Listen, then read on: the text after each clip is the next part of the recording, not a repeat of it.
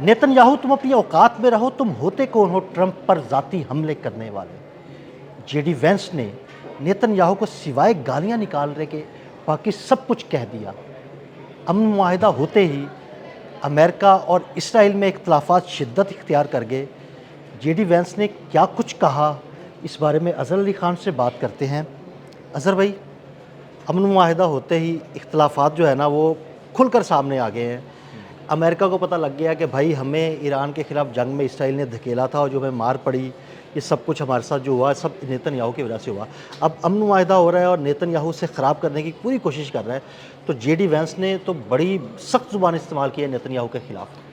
आदिल भाई, वो जो पैट्रियट के मिसाइल चला रहे थे ना वो ईरान के ख़िलाफ़ 15-15 मिलियन डॉलर के, उन्होंने हर जुमला 15-15 मिलियन डॉलर के मिसाइल के साथ चिपका के मारा है और नेतन याहू को क्लीन बोल्ड कर दिया है, उसको माइनस कर दिया है, दुनिया को उसकी औकात बता दी है। और इतने सख्त अल्फाज में किसी प्राइम मिनिस्टर को, किसी मुल्क के हेड ऑफ़ द स्टेट को इस तरह से आप रगड़ दें, वो भी अपने सबसे करीबी एलाय को जो एक हफ़्ते पहले तक आपका बहुत अच्छा दोस्त था, ये पूरी दुनिया के लिए एक वाज़ेह पैगाम है कि नेतन याहू माइनस हो चुका है सियासी तौर पे भी, जो हम कल बात कर रहे थे अपने व्लॉग में। और जुमले आप सुने, उसने कहा है कि तुम्हारी औकात क्या है, तुम हो कौन, तुम प्रेसिडेंट ट्रंप पे हमला कैसे कर सकते हो ज़ाती तौर पे, और तुम अमेरिका और ईरान की जो डील हुई है इससे दूर रहना, इस पे बिल्कुल हमें कोई मजाक बर्दाश्त नहीं है, इसको मजाक मत समझना, ये बहुत सीरियस डॉक्यूमेंट है और इस पे तुम हमला नहीं कर सकते। तुम्हारे वो दिफाई निज़ाम, वो सारा असलहा जिसने तुम्हें इतने अरसे तक ईरान से बचाया और तुमने ईरान के ख़िलाफ़ इस्तेमाल किया, 2/3 असलहा तो हमारे टैक्स पेयर्स के पैसों का है, हमारे लोग कमाते हैं तो तुम्हारा मुल्क चलता है। तो तुम हमारे टुकड़ों पे पल रहे हो, तुम हमारे टुकड़ों पे पल कर हमें ही मियाँ मियाँ करोगे, हम पे ही भौंकोगे, तो ये अब एक्सेप्टेबल नहीं है, नाकाबिल क़बूल है। इसी के साथ एक और लफ्ज़ बहुत ही सख्त कहा है उन्होंने, जेडी वैंस ने, और उन्होंने कहा है कि तुम नाकाबिल एतबार हो, तुम पे ट्रस्ट नहीं किया जा सकता। और इसका मतलब ये है कि अब आगे जो है वो ये पूरी ट्रंप एडमिनिस्ट्रेशन एक रोल आउट कर रही है, एक पूरा मैप जो खित्ते के अंदर भी है, सिफारती तौर पे भी है, और उसको अंदाज़ा हो गया है कि अब नेतन याहू के साथ चला नहीं जा सकता। यानी ये बातें सामने आने के बाद लगता है कि वो जो सेम पेज था वो सेम पेज फट गया है, बहुत बुरी तरह फट गया है, तार तार हो चुका है, टुकड़े टुकड़े हो चुका है। और जेडी वैंस ने ये तक कहा है कि तुम हो कौन, 90 लाख लोगों का एक मुल्क हो और तुम्हारा हर मसला क्या लोगों को कत्ल करने से शुरू होता है, बिल्कुल, और ये वो बड़ी उससे बात हल है, होता है। बिल्कुल। आखिरकार अमेरिका की समझ में भी ये बात आ गई ना कि भाई वो तो चाहता ही है कि कत्लेआम किया जाए। बिल्कुल ऐसे ही है, और इसीलिए आप देखें आदिल भाई, उन्होंने ना इनकी जड़ काट दी है, उन्होंने इनकी मिलिट्री जड़ काट दी है, क्योंकि उनको अंदाज़ा था कि ये जाके ना फिर कोई हमला कर सकते हैं। अभी कल बैठकर एक मीटिंग की है उसने, नेतन याहू ने, और उसके इसराइली जो आर्मी चीफ है उसको कहा है कि हो सकता है कि हम ईरान पर दोबारा हमला करें, तो अपनी तैयारी को कम मत कर देना कहीं, बिल्कुल अलर्ट रहना। इसका मतलब ये है कि वो अपने आप, उसकी बका की जंग लड़ रहा है अब नेतन याहू, वो माइनस हो चुका है, उसको पता है कि अब मुझे कुछ भी करके अब अपने आप को बचाना है, दुनिया को एक पैगाम देना है कि मैं, और वो अपने आप को बचाने के लिए, करप्शन केसेस से बचाने के लिए, अपनी सियासत बचाने के लिए वो लबनान में दोबारा कोई ना कोई हरकत ज़रूर करेगा। हो सकता है ईरान के साथ भी कोई हरकत करे, लेकिन अमेरिका की जानिब से बड़ा सख्त ये रद्द-ए-अमल आया कि भाई लबनान में भी अब कुछ किस्म की किसी भी शरारत हम बर्दाश्त नहीं करेंगे। बिल्कुल ऐसे ही है। और इसी के साथ जोड़कर आप उस खबर को देखें जो मारिव उनकी एक एजेंसी से रिलीज़ की गई है ईरान की, और उन्होंने कहा है कि एम्बार्गो लगाने पे गौर किया जा रहा है, किसी तरह की पाबंदी लगाने पे गौर किया जा रहा है, असलहे की फराहमी में ताअत्तुल आएगा, अब उसको लंबा किया जाएगा, डिले किया जाएगा इसराइल को अमेरिका की जानिब से, और उसको इतने हथियार ही नहीं दिए जाएंगे कि वो जाके किसी से लड़ सके। इसका मतलब ये है कि सिर्फ लबनान और ईरान नहीं, पूरे मशरिक़ वस्ता में जो वो एक ग्रेटर इसराइल का मंसूबा था, कम अज़ कम नेतन याहू के दौर में मिलता हुआ नजर आ रहा है, खाक में मिल चुका है, उसको ब्रेक लगा दिए हैं और वो अब आगे नहीं बढ़ पा रहा। और अब उसको अंदाज़ा हो गया है कि अब उसको सिर्फ एक ही काम करना है कि कोर्ट में जाके अपनी सख्त तरीन जो उसको सज़ा मिलने वाली है वो सुननी है, और उसके बाद उसको जेल। अच्छा अज़हर भाई, मुझे ये लगता है कि अमेरिका की जानिब से इतना सख्त रद्द-ए-अमल सामने आने के बाद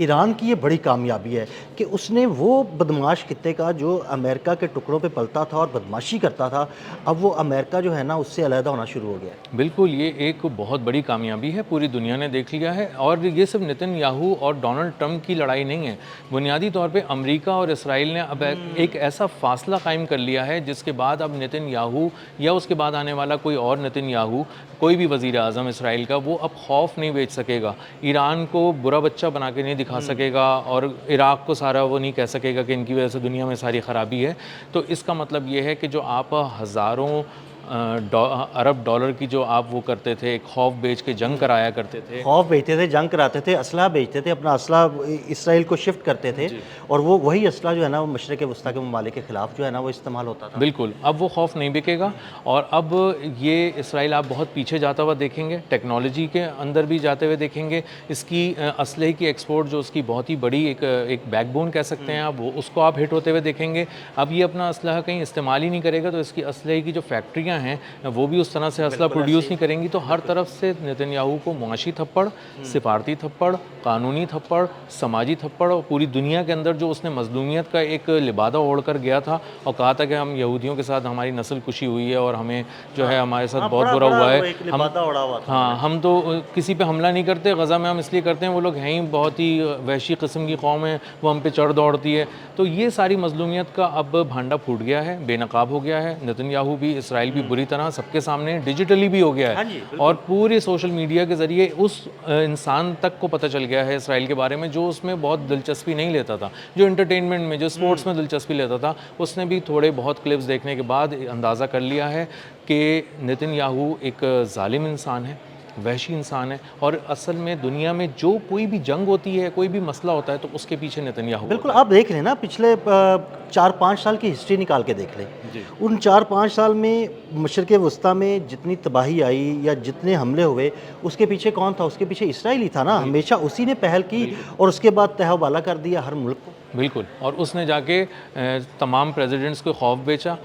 हिलरी क्लिंटन ये कह रही हैं कि मुझे आके इसराइल कहता था कि हमारे तैयारे बिल्कुल तैयार खड़े हैं, तुम अगर नहीं साथ दोगी तो हम खुद ही हमला कर लेंगे, और अमेरिका को हमारा साथ देना चाहिए, और वो तो कहने लगे हाँ जाओ कर लो तुम, हम नहीं देते तुम्हारा साथ। तो अब मीडिया रिपोर्ट्स में बड़े बड़े तज्ज़ियाकार, वहाँ के जो मगरिब के बड़े तज्ज़ियाकार हैं, वो कह रहे हैं कि एक डोनाल्ड ट्रंप इतने अरसे के बाद तुम्हारे पास आया था, तुम्हारे हाथ में एक ऐसा आदमी आया था जो तुम्हारे इशारों पे चल रहा था, तुम्हारी बात मान रहा था, तुम इतने बेवकूफ़ हो, इतने कुन जहन हो, कम अकल हो कि तुमने उसको भी अपने हाथ से गंवा दिया। और डोनाल्ड ट्रंप से गालियाँ पढ़ने का मतलब ये है कि अगर और किसी संजीदा तरीन इंसान के आगे जब जाके ये बैठेंगे आगे कभी, तो वो जब ये बात करेंगे ना कि ईरान से ख़तरा है, लबनान से ख़तरा है, इराक़ से ख़तरा है, शाम से ख़तरा है, तो वो कहेगा भाई उठो और यहाँ से निकलो। बल्कि नहीं, ऐसे नहीं कहेगा उठो निकलो, वो थप्पड़ भी मारेगा। हाँ, थप्पड़ भी मारेगा, और उनको बताएगा कि तुम्हारी, फिर औकात याद दिलाएगा। जेडी वैंस के जुमले तारीख़ में अमर हो गए और हमेशा याद रखे जाएंगे, और यही जुमले कोट कर करके बताएंगे कि ट्रंप एडमिनिस्ट्रेशन को तुमने किस तरह फंसाया था, और उससे निकलने के बाद सबसे पहले नाकाबिले एतबार दुश्मन, पीठ में छुरा घोंपने वाला जिसको कहा था, वो कोई और नहीं था, इसराइल और नेतन्याहू था। अच्छा अज़हर भाई, ये अमन मुआहिदा होने के बाद आपको क्या लगता है कि जो ईरानी प्रॉक्सी समझी जाती है हिजबुल्लाह और यमनी हौसी, ये भी किसी किस्म का कोई हमला नहीं करेंगे इसराइल पे, और ये अमन मुआहिदा इसी तरह कायम रहेगा? बहुत ही नाजुक मोड़ पर ये सारा मुआहिदा खड़ा हुआ है, बहुत ही कच्चे धागों से बंधा हुआ है इस वक्त। उसकी वजह ये कि अगर नेतन्याहू ने कुछ बहुत ज़्यादा कोई मिस एडवेंचर कर दिया लबनान के अंदर, तो लबनान में हिजबुल्लाह उसको जवाब देगी, और अगर ईरान के अंदर किया तो फिर हिजबुल्लाह लबनान में भी जवाब देगी, यमन में हौसी जवाब देंगे, और ईरान में ईरानी जवाब देंगे। तो माहौल फिर गर्म हो जाएगा, और इसीलिए पूरी दुनिया की नज़र पहले दिन से अमन मुआहिदे से ज़्यादा इसराइल पर है कि वो ऐसी हरकत ना करे, उसी को बांध रहे हैं, उसी से मुआहिदा छुपा रहे हैं, उसी को शिक़े नहीं देखने दे रहे, और उसी को फेक न्यूज़ के ज़रिए बता रहे हैं कि हमारा मुआहिदा कुछ और हो रहा है और तुम्हें कुछ और बताया जा रहा है। और इसीलिए आप देखें कि नेतन्याहू इस वक्त बहुत परेशान है, अकेला हो चुका है। अब उसको समझ नहीं आ रही कि मैं हमला करूं तो कैसे करूं, और हमला नहीं करूं तो मैं मारा जाऊंगा। तो आने वाले दिन जो हैं वो नेतन्याहू के लिए बहुत ही कर्बनाक हैं, बहुत ही कर्बनाक हैं। हर गुजरते दिन के साथ आप कुछ ऐसी खबरें देखेंगे जिसमें आपको अब उसका ग्राफ मोदी की तरह नीचे जाता नज़र आएगा। जिस तरह मोदी बिल्कुल माइनस हो चुका है ना, अब कहीं जाके खड़ा भी होता है तो प्राइम मिनिस्टर नहीं लग रहा होता, शिकस्त खुर्दा इंसान है। नेतन्याहू भी एक शिकस्त खुर्दा इंसान है, और वो दुनिया से अब माइनस हो चुका है। बहुत शुक्रिया अज़हर भाई। अज़हर भाई ने बड़ी तफसील के साथ इस सारे मामले पर रोशनी डाली। मज़ीद अपडेट्स के लिए हमें फॉलो करते रहें। अदील अहमद और अज़हर अली ख़ान को इजाज़त दीजिएगा। अल्लाह हाफ़िज़।